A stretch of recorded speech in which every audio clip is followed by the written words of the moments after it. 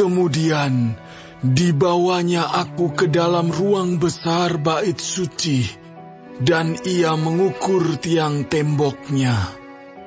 Yang sebelah sini 6 hasta tebalnya, dan yang sebelah sana 6 hasta juga.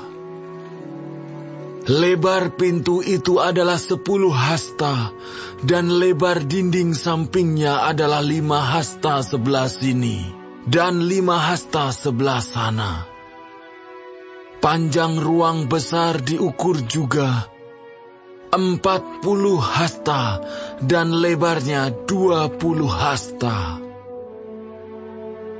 Lalu ia sampai ke ruang dalam.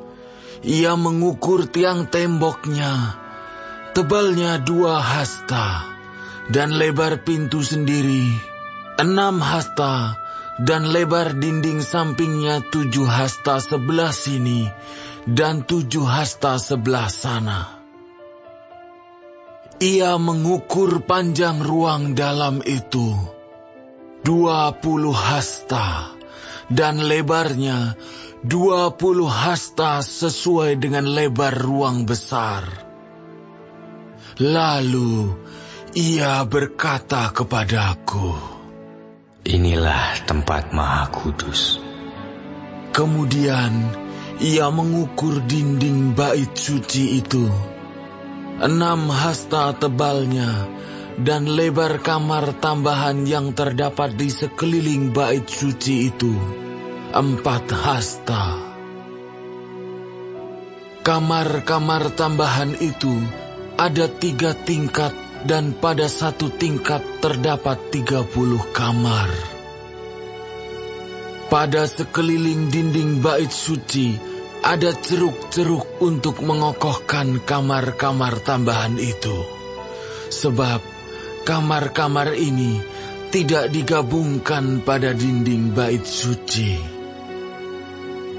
Dan kamar-kamar tambahan semakin lebih besar dari tingkat pertama sampai tingkat ketiga, selaras dengan bertambah besarnya ceruk-ceruk pada tiap tingkat sekeliling bait suci itu.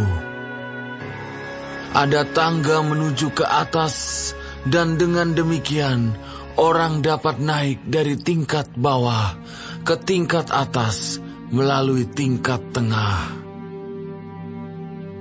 Aku melihat bahwa alas bait suci itu lebih tinggi dari sekelilingnya. Dasar kamar-kamar tambahan itu berukuran 1 tongkat penuh, yaitu tingginya 6 hasta. Tebal dinding yang sebelah luar kamar tambahan adalah 5 hasta.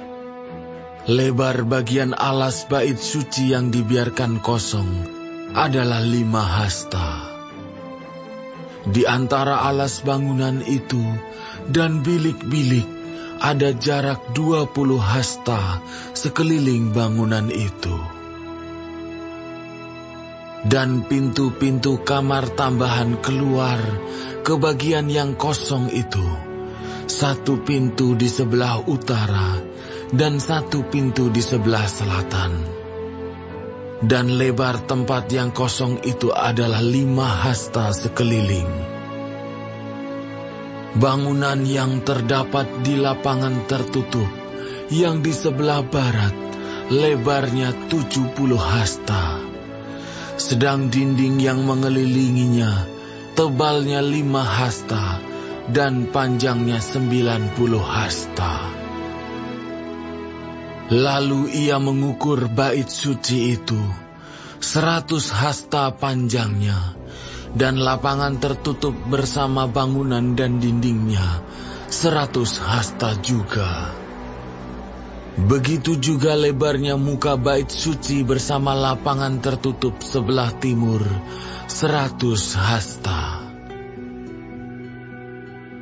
Kemudian ia mengukur panjang bangunan yang terdapat di lapangan tertutup sebelah barat bersama serambi-serambinya di kedua belah, 100 hasta.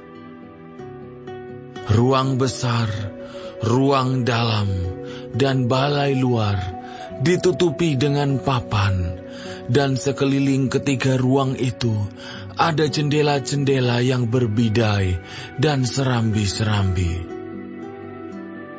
Di hadapan ambang itu, seluruh bait suci ditutupi dengan papan, mulai dari lantai sampai ke jendela-jendelanya. Sedang jendela-jendela ini terlindung sampai bagian atas pintu dan ruang dalam dan juga di luar. Dan di seluruh dinding bagian dalam dan bagian luar terukir gambar-gambar kerup dan pohon-pohon korma. Di antara dua kerup sebatang pohon korma, dan masing-masing kerup itu mempunyai dua muka. Dari sebelah yang satu, muka manusia, dan dari sebelah yang lain, muka singa yang menghadap ke pohon korma itu. Dan begitulah dibuat di seluruh bait suci. Dari lantai sampai ke atas pintu, terukir kerup-kerup dan pohon-pohon korma pada dinding.